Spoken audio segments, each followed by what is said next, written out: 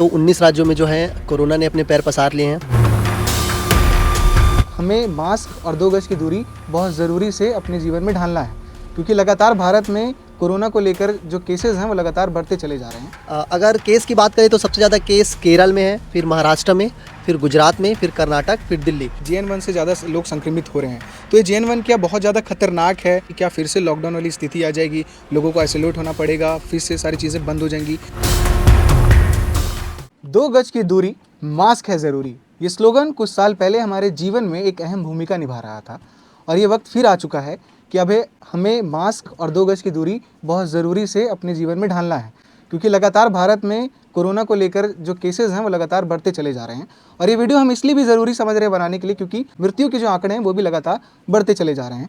जहाँ से शुरू हुई उसके बाद देश भर में अभी लगभग 19 राज्यों में भारत के एक्टिव हो चुके हैं कोरोना के केसेस। कोरोना को लेकर जो तमाम जानकारियाँ निकल कर आ रही हैं कि कौन सा वेरिएंट अभी खतरनाक है और किस तरह के बचाव रखने चाहिए, क्या कुछ तैयारियां हैं सरकार की तरफ से कोविड को लेकर और कौन से राज्य में सबसे ज़्यादा मामले हैं कोविड को लेकर, हम ये सब सारी चीज़ों पे बातचीत करेंगे, जानकारी लेंगे और कोशिश करेंगे कि अच्छी चीज़ें अब तक निकल के आ जाए और किस तरह के बचाव हमें रखना है ये भी हम इस वीडियो में जानने की कोशिश करेंगे। और इस सब सारी चीज़ों पर जानकारी देने के लिए हमारे साथ सत्या जुड़ रहे हैं, क्योंकि लगातार ये कोविड को लेकर बातचीत भी कर रहे हैं, जानकारी भी ले रहे हैं। छत्तीसगढ़ में बताया जा रहा है कि अभी 3 एक्टिव केस हैं जिनका उपचार चल रहा है, तो उस विषय में भी बातचीत करेंगे कि छत्तीसगढ़ में क्या कुछ तैयारी है कोविड को लेकर। तो सबसे पहले सत्या, मैं ये जानना चाहूँगा कि पूरे देश भर में अभी किस तरह के हालात हैं कोविड को लेकर और केसेस जो हैं वो लगातार बढ़ रहे हैं कि मामले कम हो रहे हैं?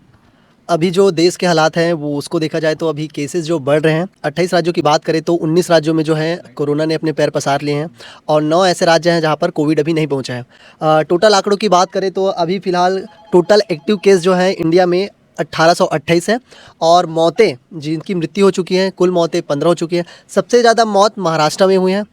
अगर केस की बात करें तो सबसे ज़्यादा केस केरल में है, फिर महाराष्ट्र में, फिर गुजरात में, फिर कर्नाटक, फिर दिल्ली। इन सभी बड़े बड़े राज्यों में सबसे ज़्यादा केस पाए गए हैं। अच्छा, जो आप मृत्यु की संख्या बता रहे हैं वो कौन से राज्य में सबसे ज़्यादा है अभी? ये जो मृत्यु की संख्या महाराष्ट्र में सबसे ज़्यादा है, फिर केरल और गुजरात, राजस्थान, कर्नाटक, इन सब में 2-2 और एक मध्य प्रदेश से है। कुल टोटल 15 मौतें। कोविड-19 और JN1 जो एक वेरिएंट की बातचीत चल रही है, तो ये जो कोविड-19 है या फिर JN1, इन दोनों में से सबसे ज़्यादा कौन से वेरिएंट के केसेस सामने आ रहे हैं? ये जो कोविड-19 है वो ओमिक्रॉन का सब वेरिएंट था। ये JNV जो ओमिक्रॉन वायरस है उसका सब वेरिएंट है। ये कोविड-19 से कुछ अलग है। कोविड-19 में क्या होता था कि बुखार ज़्यादा आता था, उसके साथ पसीना भी आता था। लेकिन ये जो JN1 का जो वायरस है वो उसमें बुखार हल्का आता है और पसीना बिल्कुल भी नहीं आता। और इसके साथ साथ जो JN1 का एक नया लक्षण है, इसमें पाचन जो हमारा तंत्र है, पाचन प्रक्रिया थोड़ा गड़बड़ा जाती है। जिस तरह से पाचन हमारे खाने का होना चाहिए, पेट में जिस तरह से हमारी पाचन होना चाहिए उस तरह से नहीं होता है। तो ये सीधा JN1 है, हमारी पाचन जो क्रिया है उसको भी प्रभावित करता है। जिस तरह से जो रिपोर्ट आ रहे हैं, मीडिया रिपोर्ट्स जो आ रहे हैं उसमें बताया जा रहा है JN1 से ज़्यादा लोग संक्रमित हो रहे हैं। तो ये JN1 क्या बहुत ज़्यादा खतरनाक है और क्या किस कैटेगरी के, कौन सी उम्र के लोग ज़्यादा संक्रमित हो रहे हैं? क्या कुछ ऐसा डाटा निकल के आया? ऐसा तो कुछ डाटा नहीं आ रहा है, लेकिन जिसको पहले से ही कुछ प्रॉब्लम है, जैसे आजकल हर व्यक्ति को कुछ ना कुछ प्रॉब्लम, तो किसी को डायबिटीज़ BP होती है, तो उनकी जो बॉडी है, उन लोग की जो रोग प्रतिरोधक क्षमता है ऑलरेडी कुछ कम हो गई रहती है। जैसे ये वायरस उनके शरीर में प्रवेश करता है तो वो जो वायरस है और जो शरीर की जो रोग प्रतिरोधक क्षमता है वो लड़ नहीं पाती है, तो इस वजह से उनके ज़्यादा चांसेस है इस वायरस से प्रभावित होने के। जो JN1 जो वायरस है इन लोगों को ज़्यादा प्रभावित करता है। तो छत्तीसगढ़ राज्य की क्या हालात हैं, ये इसके बारे में थोड़ा बता दीजिए। यहाँ पर कितने केसेस एक्टिव हैं और किस तरह की बातें निकल कर आ रही है, यहाँ तैयारियां किस तरह की हैं? जी, छत्तीसगढ़ की बात करें तो अभी हालात सामान्य हैं। इसमें कुल टोटल 3 आए थे केस, जिसमें 2 रायपुर के थे और 1 भिलाई का था। बताया जा रहा था कि जानकारी के मुताबिक हमें पता चला है कि जो रायपुर का जो केस था वो एक मरीज़ है वो जल्दी ही रिकवर होकर घर चला गया है और छत्तीसगढ़ में लगभग सामान्य है अभी। और सभी जिला प्रशासन अलर्ट पर हैं। सभी के जो जिला के CMHO हैं, वो जो चिकित्सा अधिकारियों ने अपने अपने जो जिलों पर जो अस्पताल होते हैं उस पर एडवाइजरी जारी कर दी है। दुर्ग भिलाई की बात करें तो दुर्ग में CM हॉस्पिटल है और भिलाई में लाल बहादुर शास्त्री सुपेला हॉस्पिटल है।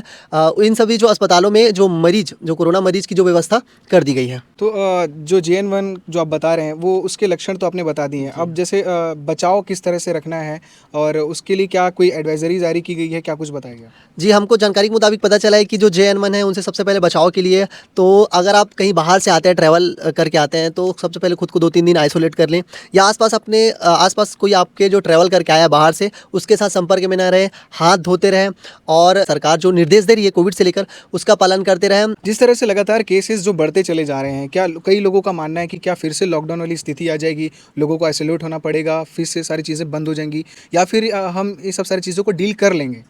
अभी तो ऐसी कोई बात नहीं बताई जा रही है कि जो नया वेरिएंट है वो जल्दी ही रिकवर हो जाता है। ऐसा जानकारी में प्राप्त हुआ है कि JN1 का जो नया वेरिएंट है वो जल्दी ही ठीक हो जाता है। हमने पिछली बार कोवैक्सीन और कोविशील्ड वैक्सीन लगवाई थी, उसका असर भी ये वो भी जो वैक्सीन है वो इस JN1 के जो वायरस है उसको लड़ने में बहुत हद तक काम कर रहा है। इसमें एक महत्वपूर्ण सवाल ये आ रहा था कि जो लोग वैक्सीन लगा चुके हैं, उनका कुछ लोगों का मानना है कि अब हमें नहीं होगा, तो क्या इस तरह की चीज़ें JN1 के जो वेरिएंट है कोरोना का जो वायरस है वो क्या फिर से होगा कि नहीं होगा, क्या है? नहीं, ऐसा नहीं है, वो किसी को भी हो सकता है, बट शरीर के ऊपर निर्भर करता है। जैसे हमने कोविशील्ड वैक्सीन लगा चुकी है, कोवैक्सीन लगा चुके हैं, तो ये JN का नया वायरस है वो वैक्सीन को लड़ने में बहुत ही हद तक कारगर होगा और ये जैसे ही किसी को होता है तो वो जल्दी रिकवर होने की संभावना अधिक रहती है। अच्छा, तो भारत में जिस तरह की स्थितियाँ बन रही है, बहुत सारी चीज़ों में बदलाव आ रहे हैं, चाहे वो स्कूल हो या कॉलेज के लिए भी गाइडलाइन आ रहे हैं धीरे धीरे। तो बचाव हमको आपने बता दिया क्या क्या रखना है, और इसमें क्या ऐसी महत्वपूर्ण जानकारी है जो जनता को जानना बहुत ज़रूरी है, कुछ अगर आप बता पाएँ तो? इसके बारे में मैं यही बताना चाहूँगा कि ये कोई डरने वाली चीज़ नहीं है। इसके लिए आप जागरूक रहें, सतर्क रहें, अफवाहों पे ध्यान ना दें। और हम आपको बता दें कि ये जो वायरस है अभी पूरे भारत में नहीं फैला है। बहुत सारे पूर्वोत्तर के राज्य हैं जैसे असम है, मणिपुर, मिज़ोरम है, इन सब राज्यों में नहीं है। उत्तर भारत में बात करें तो हिमाचल प्रदेश, उत्तराखंड और मध्य भारत में उड़ीसा, इन सभी राज्यों में नहीं फैला है। क्योंकि अगर आप भी कहीं पे कोरोना वायरस संक्रमित मिलता है या आसपास कोई मिलते हैं तो उसको सही दिशा निर्देश दें, सही राह दिखाएं, क्योंकि आजकल अफवाहें ज़्यादा फैलती है, अफवाहों पे ध्यान ना दें। कोविड का जब दौर चल रहा था तो तमाम सोशल मीडिया में वीडियोज़ आ रहे थे, लोग घर से बता रहे थे कि आप हल्दी का गर्म पानी में हल्दी पियोगे तो आपका इम्यूनिटी बूस्ट होगा, आप गिलोय का जूस पी लो तो आपका इम्यूनिटी बूस्ट होगा। तो ये तमाम सारी चीज़ें चल रही थी, ये कितने हद तक सही रहता है? क्योंकि बहुत सारे लोग ये कर रहे थे और उनका उल्टा तबीयत भी खराब हो जा रहा था, इस तरह के केसेस आ रहे थे सामने। ये सब सुनकर किसी की बातों पर विश्वास करना इतना सही नहीं है। अगर ये माने तो गर्म पानी जो होता है वो हमारे शरीर के लिए बहुत ही अच्छा होता है, उससे हमारे शरीर की रोग प्रतिरोधक क्षमता बढ़ती है। और काढ़ा पीने से अच्छा हमारे शरीर को योग व्यायाम की बहुत ज़्यादा ज़रूरत है। योग व्यायाम से हमारा शरीर स्वस्थ रहता है, सांसों के प्रभाव से हमारा शरीर में बहुत सारी रोग प्रतिरोधक क्षमताएँ और आने वाली बीमारियाँ बहुत जल्दी ही समाप्त हो जाती हैं। उस समय बहुत लोग पैनिक की सिचुएशन में बीमार पड़ जाते थे, उनको बस ये हल्का सा महसूस होता था कि मेरे को कहीं कोरोना तो नहीं हो गया है, मेरे को स्मेल नहीं आ रहा, वो बहुत ज़्यादा डर जाते थे। क्योंकि कई केसेस ऐसे रिपोर्ट्स आए थे कि ज़्यादातर लोगों की जो मृत्यु हुई तीसरी लहर में, तो उसमें कई लोग डर के मारे मृत्यु हो गई उनकी, वो काफ़ी ज़्यादा डर गए थे, काफ़ी ज़्यादा पैनिक में आ गए थे। तो उस सब सारी चीज़ों से कैसे डील करना चाहिए? देखिए, जैसे कि आपको इस सब चीज़ की डरने की ज़रूरत नहीं है, क्योंकि सरकार हाई अलर्ट पे है और आजकल सभी चीज़ों की जानकारी इंटरनेट में जल्दी मिल जाती है। अगर आपको ऐसा भी कुछ लगता है तो आप सही जानकारी प्राप्त कीजिए, डॉक्टर के पास जाके बताइए कि मुझे जो ऐसा प्रॉब्लम है। और जो डॉक्टर बोलते हैं और जो सरकार और जो प्रशासन जो आपको दिशा निर्देश देता है इस कोविड-19 के लिए, तो उसका आप अनुशासित तरीके से पालन कीजिए, आप जल्दी ही स्वस्थ हो जाएंगे और आपको ये जो संक्रमण है JN1 संक्रमण कोविड-19, इसके होने के कम चांसेस रहेंगे। जी, तो इस तरीके से लगातार जो आंकड़े बढ़ रहे हैं उसको देखते हुए हमने सोचा कि क्यों ना एक वीडियो बनाई जाए और तमाम जो जानकारियां हैं, तमाम जो सरकार द्वारा तैयारियां की जा रही है कोविड को लेकर, वो क्या तैयारियां हैं और किस तरह की तैयारियां चल रही हैं, वो सब सारी चीज़ों पे जानकारी हमने सत्या से लिया। बहुत बहुत शुक्रिया सत्या। और ओमिक्रॉन जो है वो 2021 में WHO ने इस पर वो किया था, पुष्टि किया था कि एक ही वायरस है और इसके 4 वेरियंट है। जो तीसरा जो वेरियंट है JN1 जो काफ़ी संक्रमित लग रहा है और उसी वजह से बहुत सारे लोग जो है संक्रमित हो रहे हैं। कोविड-19 के भी बहुत सारे केसेस हैं, पर लगातार टेस्ट चल रहे हैं और हल्का बुखार, खांसी और जुकाम आने से अगर आपको लग रहा है कि अगर आप घबरा रहे हैं तो जाकर आप अपने नज़दीकी अस्पताल पे जांच करवाएं,